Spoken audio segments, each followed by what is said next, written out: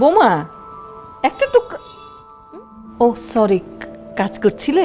আচ্ছা না না মা, আসলে হয়েছে কি জানেন, আজকে আমি ফেসবুকে একটা ভিডিও আপলোড করেছি, তো এখানে আমার কত ফ্যান ফলোয়ার্স হয়েছে, লাইক আর কমেন্ট করছে, তো যারা যারা সুন্দর সুন্দর কমেন্ট করছে তাদেরকে আমি আবার সুন্দর সুন্দর রিপ্লাই দিচ্ছি।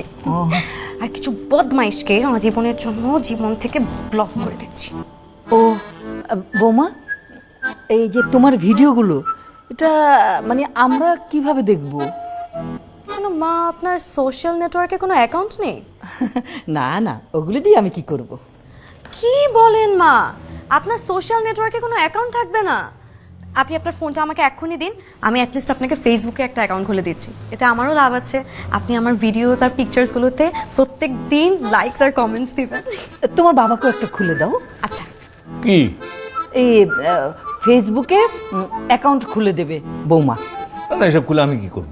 কি বলেন বাবা, এই যুগে ফেসবুকে অ্যাকাউন্ট থাকা কতটা ইম্পর্টেন্ট এটা সম্পর্কে আপনার কোনো আইডিয়া আছে? এই যুগে যাদের সোশ্যাল নেটওয়ার্কে কোনো অ্যাকাউন্ট নেই তারা পৃথিবীতেই নেই। কি বলো? আমি পৃথিবীতে নেই? হ্যাঁ বৌমা, আমিও পৃথিবীতে নেই?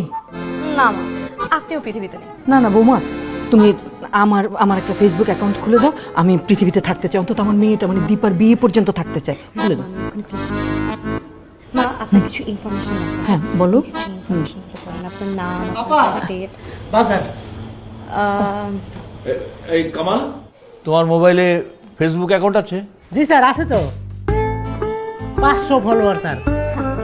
এই দেখো, কামালও পৃথিবীতে আছে, অথচ আমরা দুজনেই নাই। বৌমা খুলে দাও।